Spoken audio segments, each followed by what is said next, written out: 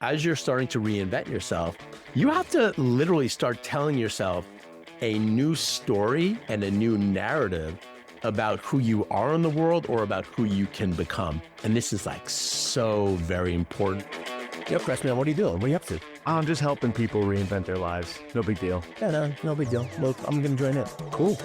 God bless, we're breaking these runs. Life too short to play it on speed run. All right, Todd, what are we doing today, man? What are we talking about? Chris, man, I am so excited for this conversation. And if you're listening in, like, this is a big one because we're talking about identity. So important when you're at a place in your life where you're looking out into the future of your work and your career, and you're thinking, what's next?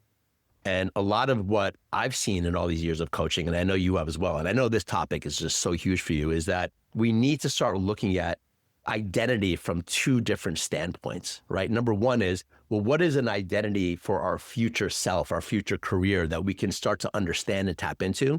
And how do we start to understand our old identity and where that really doesn't work anymore so we can start making that shift? Right. So I think when we talk about identity and shifting, this is like the deeper work in reinvention. And that's something that I know that you went through very deeply and something that you're helping a lot of people with right now. Yeah. And I think this is one of those things where, like, when we say identity and identity shifting, I mean, obviously the word identity gets thrown around a lot, but it's like asking the fish, how's the water? And the fish says, what's water? Mm-hmm. Right. When we say your identity and shifting to a new identity, that second thing you said, the work of categorizing and identifying, like, what is your identity? For me, for 20 odd years, it's like corporate senior manager. I'm a husband, I'm a dad, I'm all these things. I'm the breadwinner, right? I think that's the type of stuff that we get into, is like, I'm the capital B breadwinner. What does that mean? Does that mean I must dutifully go to the same place from 9 to 5 every weekday? Or are there other ways to inhabit breadwinnerdom? Or are there other ways to spread the breadwinning among myself and my spouse and my partner? Like, that's the sort of thing I think we're talking about here in terms of identity, the identities that we take on, and how do we identify them first, and then do they still serve us? Yeah, what I found in all these years is that most people don't even understand how they got to where they are right now. And that's why reinvention is like this word that I really love, because a lot of people that I've worked with get to the point where, like, how did I get here? I've won the game in a lot of ways. Yeah. You know, I've done the career, I've made the money, I have a family, or maybe in some areas I'm still working on it, but I've done pretty well. I've checked boxes in my life. And now I'm here at this point, and I'm like, well, this doesn't give me the level of fulfillment that I thought I would have, right? And so now you come into this idea of, okay, well, what's reinvention? In this podcast and in our work, we talk about a lot of tools, like practical stuff, tactical stuff. But this notion of identity is really important, because let's remember, like, the whole point of this is this notion that at any moment in time, you can take a stand for yourself and look out into the future and say, you know what? My next career choices, my next work can be my best when I make a conscious choice to design it around the version of myself that I'm really happy about, that I'm excited about, that matches my money making with my lifestyle, for example, and not who I was in the past. And I think it's that dichotomy of identity when we're looking at, okay, there is this past version of me and there's this potential future version of me. And when we're reinventing, it's an opportunity more than anything else to say, all right, I'm going to take a stand for creating that vision of my future, and also putting to bed maybe some old patterns or ways of being that really don't serve me any longer. I'll also offer, for me personally, there is an idea of, yes, reinvention, but rediscovery as well, right? As you're talking about sort of that stumbling into things and not moving with intention, I was just thinking of the Talking Heads song, you know, like, how did I get here? Like, oh my God, what have I done? Right? This is not my beautiful house. Actually, can you sing that for me a little bit? Because it would be helpful. Yeah. It's like, let the days go. I'll put the big gray suit on. Actually, everybody should go listen to that song right now, by the way. That's the dilemma that a lot of us are facing. It's like, how did I get here? And for me, I made some choices around my mid-early 20s where I was doing what I thought I was supposed to do. I was doing the right thing, dutifully going into this work. And it never really fit me, but I did it for a long ass time and I did it successfully. And so for me, when I came out the other side of that and started my reinvention, there was a lot of identifying and shedding layers of that identity that had been built up for that. And it was bringing me back to really who I was in my core, which there are elements of that 18-year-old or that 12-year-old in there, and what that guy wanted, they surface as part of this. For people who are listening or watching, I think what that alludes to is that this is deep work, and some stuff's going to come up as you do this, for sure. Let's talk about how do we do it. What I love about this part of the process is there actually is a process here for understanding this new identity and also starting to, it's not like an automatic thing, shed the layers, like you said, of this old self. And there's just two parts to the sentence, right? Understanding who this reinvented version of yourself is or can be. And it's got to start, you'll hear it's like a broken record of getting clarity, of taking some time to sense into what your life and what your work could be like if you would just, for a moment, as an exercise, think idealistically about what's possible. We always say this life is so short, right? And we get stuck into these ways of being and ways of thinking and ways of making money and ways of earning and all this stuff and ways that other people view us.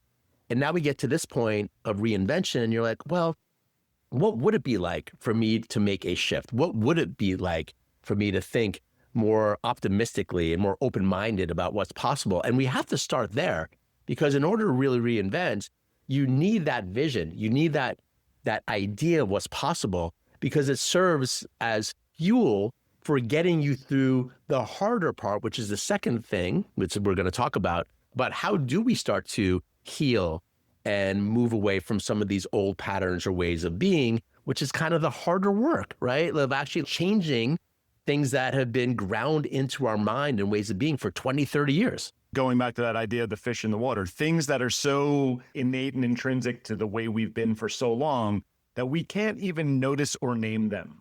They are just the ecosystem in which we exist. It involves an element of detachment, of zooming out, of being able to press pause. And this is a really hard thing for people. I mean, again, corporate guy here.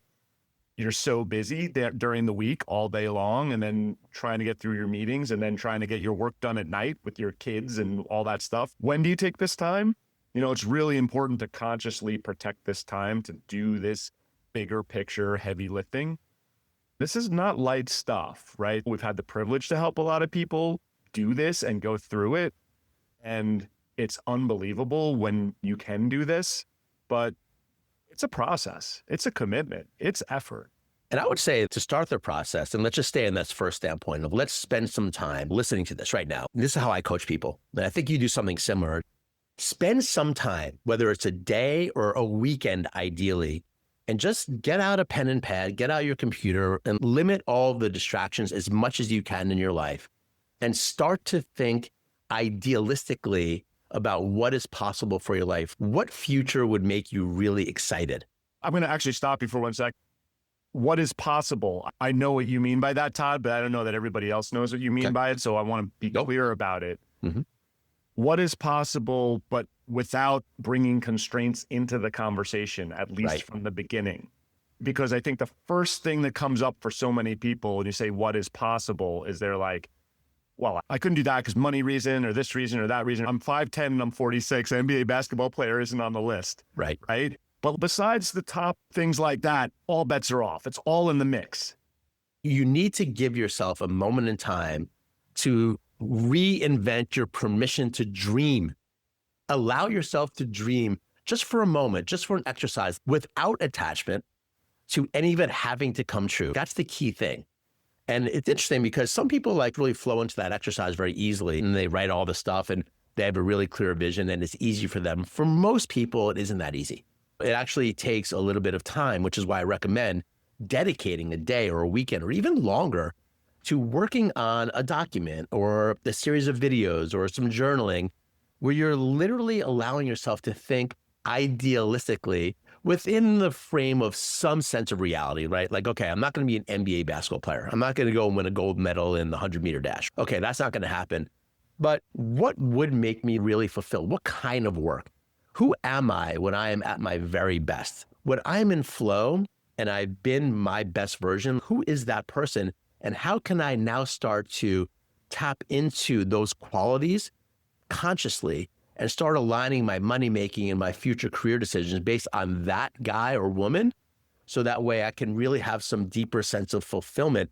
And it is a moment to dream. It's a moment to think idealistically within the context of some sense of reality. Yeah, and I think to help people frame it up a little bit in that some sense of reality thing, there's lots of people we've both worked with where the thing they said like, oh, this is just my hobby, I could never turn this into something, blah, blah, blah.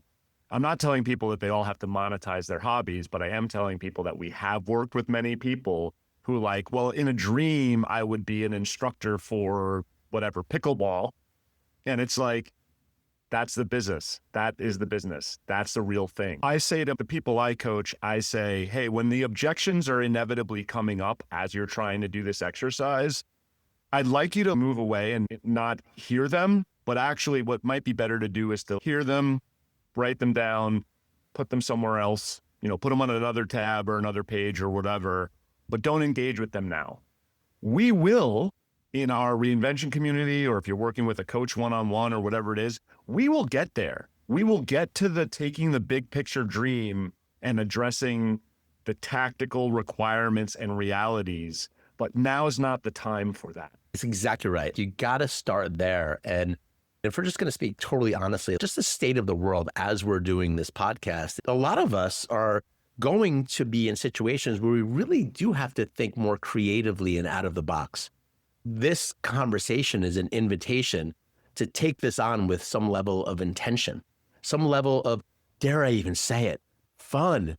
Oh my God. Can you imagine having a career that might actually be fun? What are you talking about? Yeah. I mean, this is what I get. This is what I hear all the time. It's like people will look at me like, I never thought about it that way. And so that's why it's so important for this is you got to start there. You got to free yourself just for a moment. And then we'll get to the tactics, like you said. Then we'll get to, okay, well, maybe some of this stuff could come true. I love doing that. People start telling me their dreams and you gave me that exercise, but now I'm interested in how do I make some of this happen? Okay, well, good. That's the natural next step that we'll get to. But I think what we want to focus on today, and I want to hear your story on this, Chris, because I know for you, you really went through this identity shift of moving away from a 20 plus year, like big corporate guy, right? Moving over into being a coach. And this notion of getting the vision is great and like taking action, all that. But how about dealing with the reality, which is there's all these remnants of this old self and this old identity that still probably exists for you and like still are going to exist for me and others. How do we start to heal and transform these older parts of ourselves so that way we can fully free ourselves to new possibilities? How much Small time question, tiny How little much question. time you got, Todd? Yeah, Yeah, I like to start with owning it. Owning it meaning I can look back and say, maybe I'll put myself back 10 years ago, right? And I can say when I was in my mid 30s, looking back and saying, oh man, I should have tried music or comedy. I should have leaned in more to that. I didn't do that because I had this corporate staid persona that I was doing. I had my reasons and my moments, and there were decisions I was making along the way that whether they were right or wrong, they made sense to me in the context in which I made them. And I own that and I accept that and I'm here and process the shame around it or the guilt or, the unachieved potential or whatever baggage I personally had around that and accept that and not running away from sort of the guilt or the shame or the regret part of it, accepting it, processing it. I mean, we could have a whole conversation about just what that means. Well, let's talk about it a little bit because it goes into the whole notion, the practice that we have in our community of allow and reflect. As you know, I worked with Tony Robbins. Tony's like, one of the biggest personal development gurus out there. And he's very, very strong around follow your plan, not your mood. Like you keep going. Like in some sense, you kind of squash any of the negative thoughts, any of the doubt or limitation that creeps up in our mind, any of the fear. But the reality is, in my view, is that when we're going through a process of reinvention, there is value in allowing these old parts to have their voice and have their say. And so when we talk about allow and reflect, which is what I think you're referring to here, it's kind of like as you're doing this work to get a vision and maybe taking some new action and having some conversations and getting a coach or joining a community or listening to a podcast like this, you do want to segment some time to the healing process and to allow the shame, the guilt to have a say with some context, because that will allow you to move through the process faster, as opposed to just pounding it away, which in my opinion doesn't work, because it'll come out in some other ways that usually aren't that healthy. We're Todd and Chris, and this is the Reinvention podcast, and we're here to say, you're wrong, Tony Robbins. Man, if he hears us. There's like a Tony Robbins sized hole in my door right now. He just crashed through it. Oh, yeah.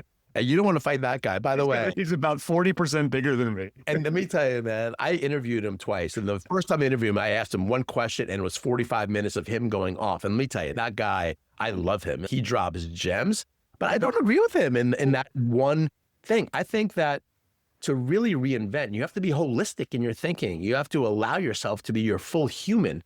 I think a lot of people that are talking about stuff like this don't allow for that. And I think we have to allow for this old part of you to have its last breath as you're reinventing and as you're allowing and putting more energy and intention into this new version of yourself, right? It's a process. It doesn't happen like that. That's such a good way of putting it, to give that voice to it, let it hear it, right? Have it have its last say. I talk sometimes around when we have these internal negative voices, or even just clinging to old identity, whatever it might be. I kind of like invite him to the campfire, right? And I hear them all and I give them their say. And I don't have to take what they say as fact or as truth. I mean, this goes to this idea of all the thoughts we have and how they're just thoughts, but hear them out. Don't run away from them, because they will pop up and sabotage you if you try to do that. Let's talk about some tools like to actually do that. Because I know you and I are both big morning page guys, free writing. I know that's big for you. You're a writer. Julia Cameron wrote this book, The Artist's Way. It's a really great book. If you've never read that, it's really good. And in that book, she made this practice of morning pages really famous, which is just every morning getting up and allowing yourself to write, getting whatever is coming up. It could be good, it could be negative, whatever it is. You want to be able to allow yourself to be yourself and move through. And I'll tell you that in doing this practice for years, I found that if I start off and allowing myself to feel the fear or feel negativity or express something where I'm frustrated or I'm unsure, and I just allow myself the ability to write it out or even talk it out. We'll talk about self-talk as well. It always ends up that part goes to bed. It has its say. And then I get to, okay, like that's done. The little crying baby boy inside of me is done complaining. And now I can like be this more sober adult and think, okay, well, what's next? What do I need to do now? I found that to be the case when I do this. Have you found that as well? Or what's the process been like for you? Yeah, I mean, listen, this is real coach stuff. But for me, I really leaned into morning pages and free writing, kind of right around the time I was starting my reinvention in earnest. Almost always this is where it gets coachy. There's a somatic clearing, right? If you feel tension in your chest or your shoulders or your neck or whatever, and you sort of let this out in the morning and you just kind of, whatever's on your mind. By the way, don't look at your cell phone before you do this, right? Roll out of bed, grab your cup of coffee, whatever you do, let it out right off the bat. That's the way this works. I find that you give it its voice, you give it its moment, you let it clear. A lot of times I get a lot of great creativity out of this practice as well, because you're just kind of like unblocking the gunk that is in there. Right. Cognitively and whatever's accumulated overnight. When you finally reduce the stimulus outside enough to let your brain process all the stuff it's been ruminating on, it's really clearing and freeing. And then now you can just go about your day in a more practical and tactical way without being haunted by whatever that lingering. Yeah, it's a proper way to do it. Otherwise, it's messy. And these thoughts pop up all the time and you're kind of in ambiguous land. I want to talk about self-talk, and I know this is something that I mentioned to you, and I've coached a lot of people to do this. The free writing is great, but what I started doing was, I'm more verbal, if you can't tell, that's why we're doing a podcast, but I started to get out my phone and put on my earbuds and go for a walk. So people that see me think I'm talking to like my sister or something, but really what I'm doing is I'm doing this. I'm doing free talk, and I'm allowing myself, sometimes if I'm in a bad mood, I'll just like go out and I'll talk. Whatever wants to come out. And sometimes it's very creative and sometimes it's around business, like whatever it is. And I do this almost every day.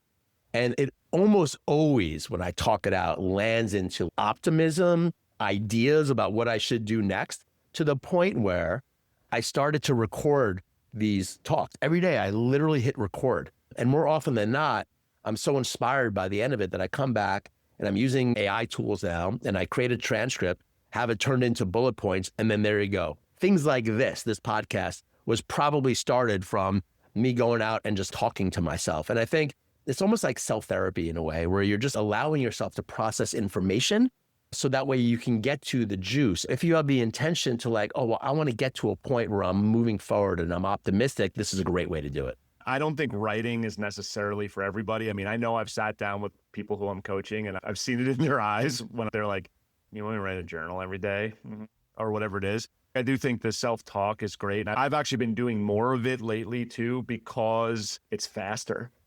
Yeah, it is faster and it comes out. But I think that a couple keys to it are, one, it's ungoverned. You're expressing it. You're not trying to come up with anything. You're not trying to say something clever or pithy or smart or mind-blowing.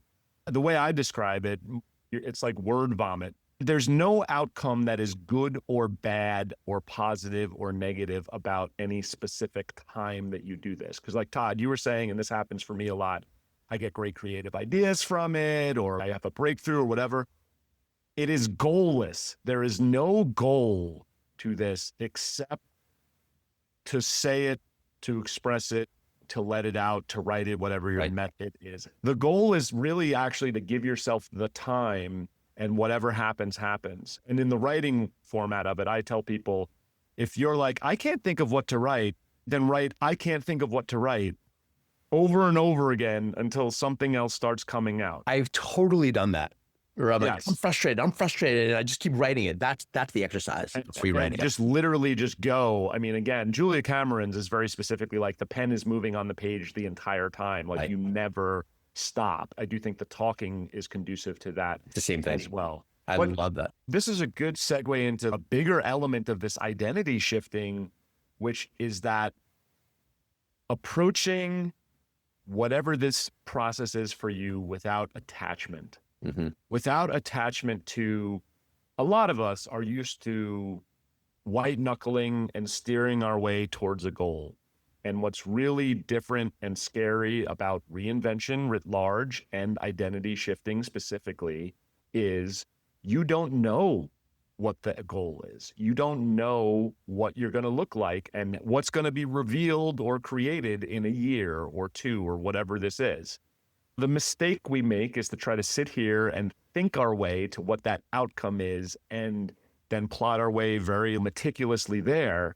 There is time for plotting and planning, but when you're in the beginning, feel what pulls you and pull threads and explore without attachment. There's so much wisdom in that. To be able to develop this quality of non-attachment or detachment is so very powerful. And it sounds so much different than what we were all taught how to do. We're going for goals and we need to get those goals. And there is value in that.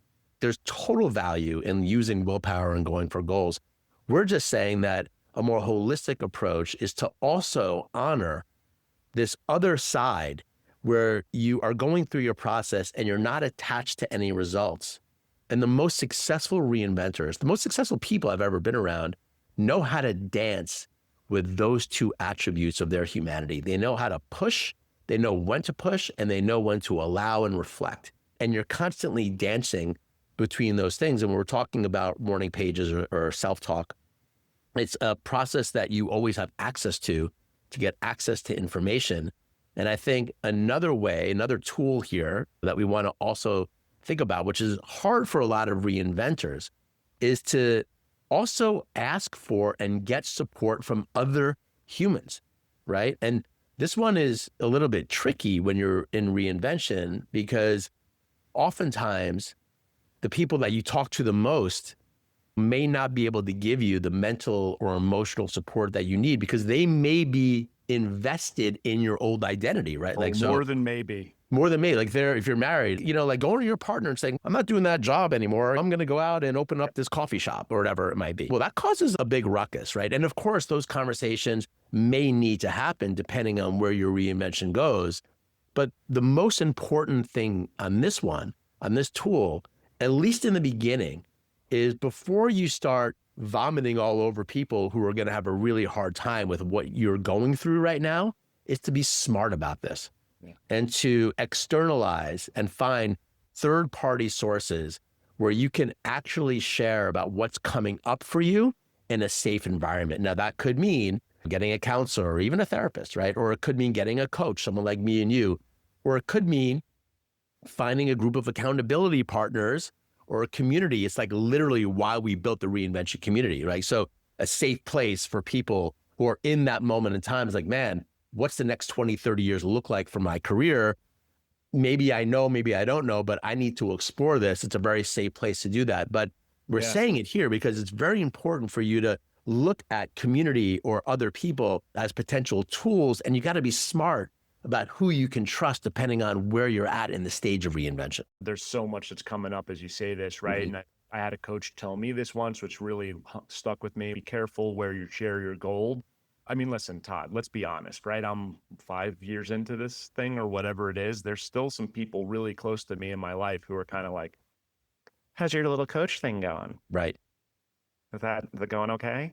And I'm like, thanks so much for your ostensible support, but that's really undermining and negative and not helpful. But it's actually not meant that way. You have to sort of beware some of the people who love you the most, because some of the people who love you the most are most attached to that identity. They love you. They love the you that they know. And you're, by definition, if you're listening this far into this podcast, by definition, you are interested in the possibility of creating and revealing a different identity in a sense that they do not know. They're going to still love you, by the way. They're going to love you now, and they're going to love you in the messy middle, and they're going to love you when you come out on the other side, but they're not going to understand you. Right. And the way they try to support you and love you may not be what you need in this axis of transformation that you're going through. Yeah. One specific thing I'll mention, I talked about that role of capital B breadwinner that I had and have, right? I have a very supportive wife. I'm, blessed. We've had a lot of conversations. I can only do the thing that I've done because of all the conversations we had and the support I got from her. But you want to be really careful around how you might frighten someone. You might really upset someone or traumatize them even. I don't think it's too much of an exaggeration to use that word. If you're the breadwinner and you're the solo breadwinner, let's say, and you just walk in one day and go, you know what, I think I'm going to go do whatever. I'm going to be a dance teacher or whatever it is. That's like a totally different thing for you. You don't want to sort of go into that lightly. So that's where I think having this space where you have a community or where you have a safe space to explore or a coach or... Especially in the beginning. Yeah. When you're ideating, we're asking you to get a little weird and creative. Don't come home and say to your spouse, like, hey, I'm going to quit my job at the bank and be an astronaut. You got to be smart around this. And I think I've seen this in all my years of coaching. People kind of struggle with this one because they don't know who to share with or how to share. And they go to the people that are closest to them, which makes a lot of sense. This is why in Reinvention, you have to be, and it's not incentive, it's actually how you love people the most. You don't want to put them into a really uncomfortable situation. There's other people. We can help you. The other people can help you. There's other people in the same boat. Find safe spaces to be able to process, especially in the beginning stages of reinvention, what you're doing. When you start sharing, it also gives them, they're thinking this through. They're getting support. This is more of a thing now. Like you actually have a different stature around it, which goes to the next point, the next tool actually, in terms of reinvention and creating your new identity. And as you're going through this a little bit more, and I love this one because people don't think about it this way, it's all around communication, right?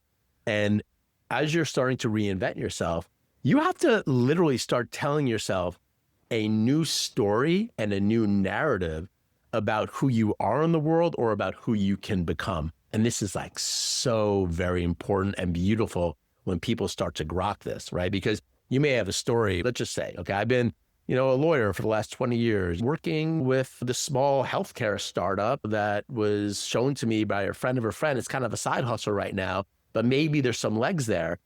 And when you start to have these new things that are emerging, which is so important in today's world, I'm a stand for people exploring multiple streams of revenue, right?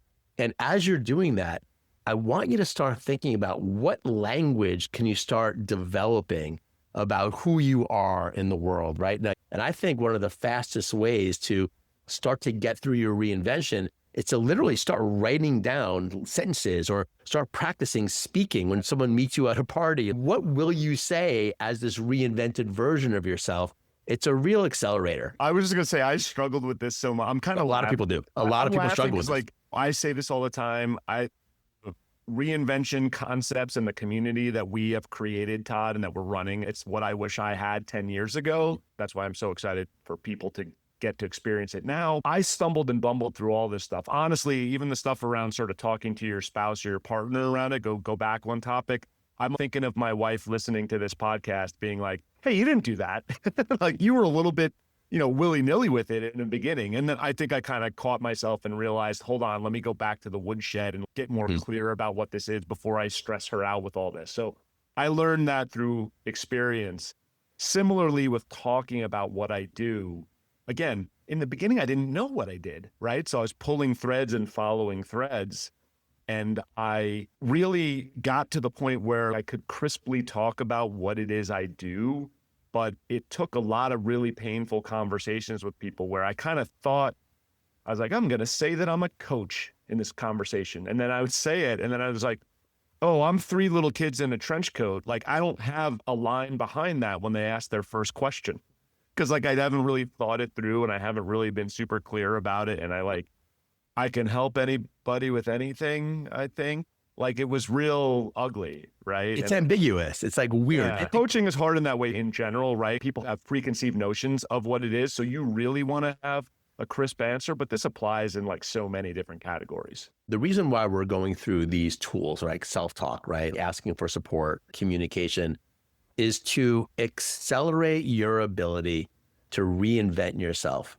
Again, when I have clients in our community, I'm like, the goal for me is always successful reinvention. You've created a new career path where you make as much, if not more money than you did before. And it's more closely aligned with the future that really excites you, and that could be because you're passionate about it, or it's just using your skills, or it's more connected with what your real purpose here is. Like, ooh, dare we say that you have a purpose and you can make money doing that thing. And so these tools, when we're talking about them, the whole point of this is, it's like what you just said. You said, I wish I would have had this 10 years ago. Yeah, now we're just systematizing it in a way. And what I love about this idea of reinvention is that it's actually just a process of transformation or transition that has a predictable nature to it. And, as coaches, and I've been doing this for so long, it's like, the terrain, but you don't know it when you're in it. But when you observe it, from that standpoint, you can say, all right, well, here are the tools that will work to help you understand yourself better, to get into a situation or create situations that are more exciting for yourself and make it easier for those around you as you're changing your life to some extent. These are just tools to be able to do that. I love that last part, Todd, and you said it before, and I'm glad you reemphasized it too. It's not selfish, right? It's actually caring for the people that love you the most and care for you the most as well. I mean, one, on a macro level, doing what's right for you and finding what's aligned for you, you're going to show up in ways that you never did before for the people in your life that really matter to you, right? And we'll talk about this at different times, but just for me with my children, with my wife, what they get from me now that I am in a more aligned work and space. I mean, unbelievable. What do they get from you? More presence? Like, what is it? More presence, more truth of who I am. And they get the fullest version of me. I mean, they get a more expressive and kind of fun and goofy version of me that really is me, because I'm not sort of having my spirit broken from 9 to 5 days a week, right? My kids can tell you what I do now, right? I mean, they couldn't tell you what I did before because I got bored even trying to explain it to them, and I think now they're like, oh, daddy helps people and he helps them get a job that they like. And they can say it because I talk about it at the dinner table with such pride. I love that, man. It's so relevant. If you got to this point, we're going to close this conversation out right now. We can slice and dice this forever. Chris and I could talk about this for 9 hours right now, but that's really powerful that your kids can reflect back. You have done that part we just talked about, communication, really clearly, because when it's ambiguous to other people, it's ambiguous most likely to yourself. That's why these tools help. Spending time to actually get clarity, like we talked about, spending time to get the assistance you need, whether it's a counselor, a therapist, a coach, our community, whatever it might be, finding accountability partners, spending time writing out what is your reinvention look like when you're at your best, and then starting to share that with others. Like, this is how you make it real. You're starting to make it real by taking consistent and constant action. And that's what we're stand for. We want people to live their best freaking life, and we're living in a crazy world. We have no idea what's happening, but you have an opportunity. We all have an opportunity to reinvent ourselves right now. And so that's why we're committed to this conversation. Yeah, man, I just love jamming with you too, man. It's always helpful for me when we do this. Yeah. It's always so helpful for me to remind myself why I'm doing this and get so excited about it. And I really hope that some people who are listening or watching get inspired, get excited, and maybe start taking some action. Yeah. And we will see you all next time. Feel free to check out our community. We do a lot of coaching calls. We love to get on the Zoom with human beings and hear what they're up to and help them with whatever it is, just the starting part of reinvention, or it could be you're hanging your own shingle and you got to figure out marketing, you got to figure out naming. We're doing all kinds of conversations, money, a lot of conversations around money, and we get real specific with people around this process. So definitely consider checking that out and getting to know us a little bit. All right, until next time, peace out.